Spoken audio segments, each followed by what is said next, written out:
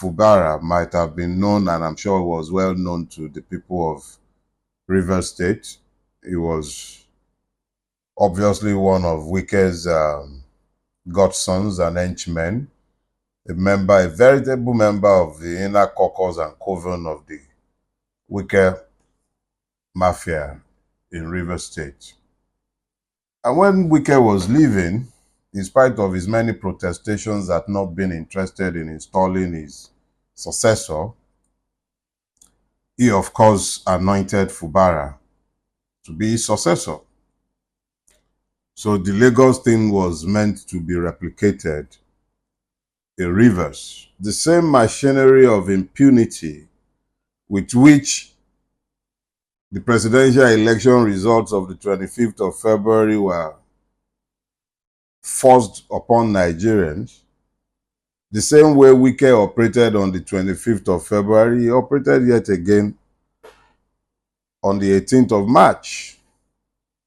The will of the Rivers people thwarted, and Similaye Fubara was foisted on the people of River State. Neither of these gentlemen were in it for the people. The people have merely been the victim of both sides, or as many sides as they care to factionalize themselves into. The one thing that ought to be abundantly clear to the Nigerian is that the politicians have only one side, even when they are in different parties. How much more when they belong in the same crime family? So you have a situation on our hands where the ones who are fighting are actually brothers. So it's not a quarrel found on ideology or policy disagreements. It's a quarrel steeped in how to share the commonwealth, your wealth.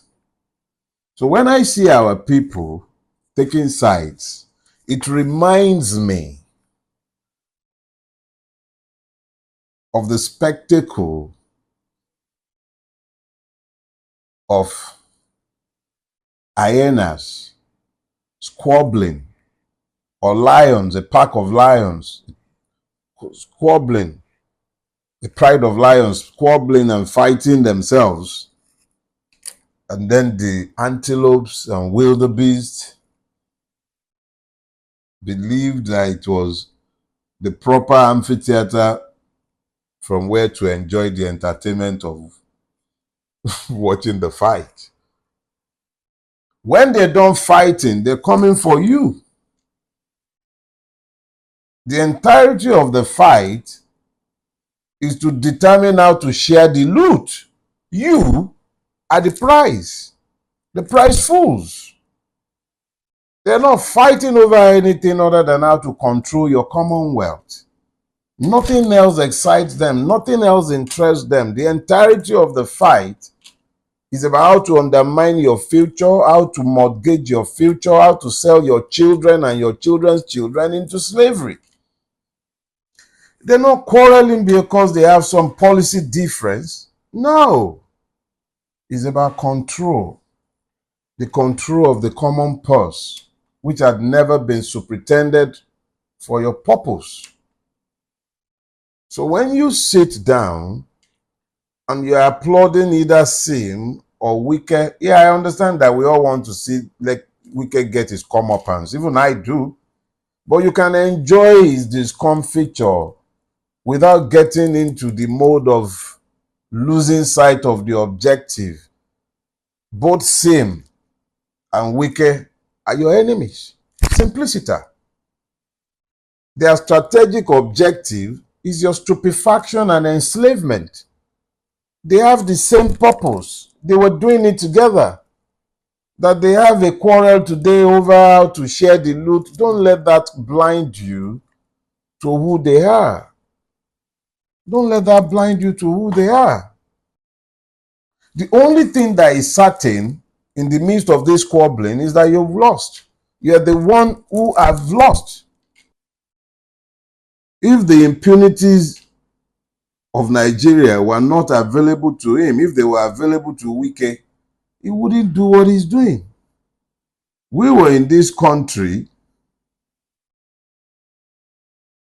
when something similar to what you're seeing in Rivers was happening in Yena, was happening in Bayelsa during Alamie's years. Go and find out how many people impeached Alamie because there was federal might behind them. So if you're seeing Sim trapezing up and down the place today, no, it's because Wike's usefulness is transcendentary. What is important to Jagaban PLC is who can deliver the Rivers franchise, deliver his public purse, deliver his votes as given, and back it up with the powers of impunity required to enforce the will of impunity. It has calculated that his purposes in the current times are best served by the sitting governor. End of story. So when you're busy clapping for them, just keep in mind that you're also tightening the chains of impunity that allowed February 25th, that allowed March 18th, and that has allowed both the Supreme Court and every layer of our judiciary to act with impunity and to legitimize impunity.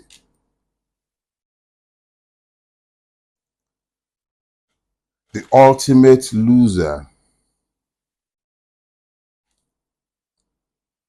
are the victims of Nigeria.